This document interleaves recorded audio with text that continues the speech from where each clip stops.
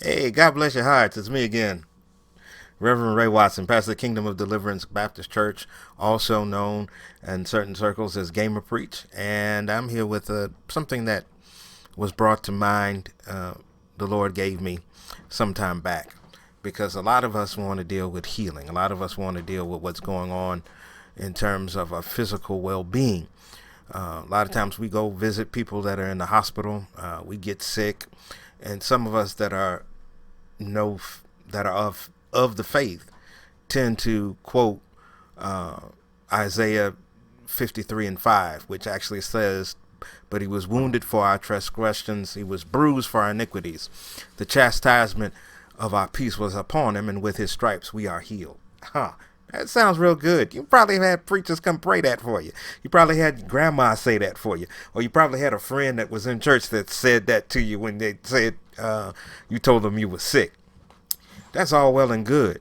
Um, but the thing is that when we think of that scripture, we think about the physical stress that we're going through. We don't necessarily think of some other stress or other wounds that we might have. We might have a broken leg. We put a cast on it and it heals. We might uh, get a debilitating illness, and then once we get out of the hospital, we go through rehabilitation and things of that nature to gain some strength. But sometimes, and we've got a lot of people that are still hurt and still are wounded, not from what's happened physically, but a lot of things that has happened mentally. A lot of times, things happen in our lives where we develop the scars when the physical wounds heal, but we are still have an open wound when it comes to our emotional well-being, when it comes to our mental state. Um, when it comes to healing, we need to think about what can happen to us and understand that God wants us to be made whole. That's what healing is supposed to do. Healing is supposed to make us whole. One, not whole as in hole in the ground, but whole. WHOLE, whole. And that's what it's called, holistic healing. Some folks will say, "Oh, holistic healing, you're gonna get into the herbs." No, we're not getting into herbs. We're not getting into different things. You know, there are some things that, when it comes to healing, we need to come to God for our healing. We need to come to God not only to pray so that we can overcome the wounds that are physical, but we also have to pray and come to God for the wounds that deal in our mental. Because there are a lot of broken people, a lot of hurt people that are out here. And you probably run into them in your daily lives. You probably run into them on your job. You run into them at school. You run into them on the street. You probably run into them in your neighborhood. And most of all, we might be living with some of these people who are still hurt and wounded mentally. Why do I say that? Because when you are wounded in your mind and you have not healed, there's a lot of things that go on that mess up your vision, mess up your direction, mess up your daily life because you're still hurt. When you're hurt physically, you tend to limp. You tend to physically compensate for what is hurting. If you sprain your ankle, you limp. If you hurt your shoulder or something, or one of your limbs, you use another limb more than you use the one that is hurt.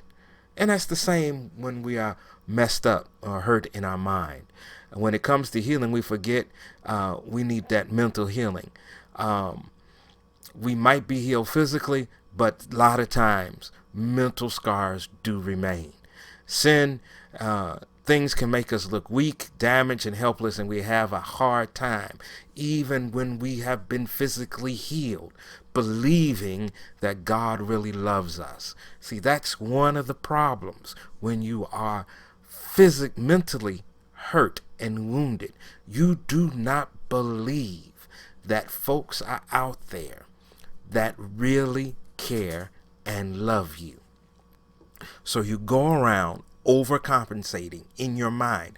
And a lot of times when you do that, you set up walls, you set up barriers, you become standoffish, you become cold, you become some of us become mean. Some of us shy away. Some of us run away from the things that have hurt us in the past because we've never been healed mentally. And when we have that, we miss out on opportunities. We miss out on blessings. We miss out on friendships. We miss out on relationships. We miss out on a lot of stuff because we have not been healed. So it is at this time I need to remind us, because remind us all that God can heal us, not only physically, but he can heal us mentally as well. He's put a lot of things in our place. Because the reason why I'm saying this, because I know that some folks will scan by this, briefly look at it, and say, what about mental illness? Mental illness is definitely a thing. However, mental illness also, it can be healed by God. Why do I say that? Oh, you just mean we just don't have to go and do what we need to? No, that's not what I'm saying. If you have a broken leg, you are going to go to the doctor and get that leg set, put in a cast, right? Right. And not only are you going to get in the cast, put it in the cast, you're going to get some crutches so you can move around, right? Right. You're going to see a doctor, right? Right. You're going to get some medicine for the pain, right? Right. You're going to have some folks pray for you while you're the heals so it can promote healing, right? Right. So what I'm saying here is all types of healing, God has made a way so that we can get holistically healed. He's put people in our way, doctors, in terms of physical things, psychiatrists, in case of mental things. There's a lot of stuff, but the main ingredient in everything that we need to use in terms of healing, the main thing is that prayer and trust in God, along with what God has put here for us, can heal us. Yeah. Trust and believe, my friends, my brothers and sisters, that God can do it. The only thing you got to do is do exactly what it said, what the Philadelphia 76ers said a couple of years ago when they started getting all these folks from the team and these new folks, and they were like, oh, we're tanking, we're doing all this stuff. I know sports reference, some of y'all not into the sports, but there's a sports reference in there, and nobody thought they were going to amount to anything, but they made the playoffs. They got Embiid, they got Simmons, they got some other folks that played that team, got to the playoffs. And if it wasn't for that lucky shot by Kawhi, they would have advanced. But in the process, and during the time of all this, the ownership of the Philadelphia 76ers kept saying, trust the process. And that's all I'm trying to tell you right now. Trust the process that Jesus has. Go to the doctor if you're hurt, if you're wounded in mind. Talk to a professional, but also pray. Because what it says in Isaiah 53:5 is true. He was wounded for our transgressions.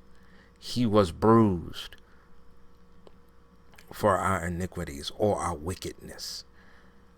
And his peace, the chastisement of our peace, was upon him. And by his stripes, we are healed. Everything he went through on the cross of Calvary was so that we can be healed. Not only in body, but also in mind and soul. That's all I have for you today. Just give it a chance and trust the process. Now, until next time, my brothers and sisters, I'll see you all a little later. And in the meantime, God bless your hearts and have a great day.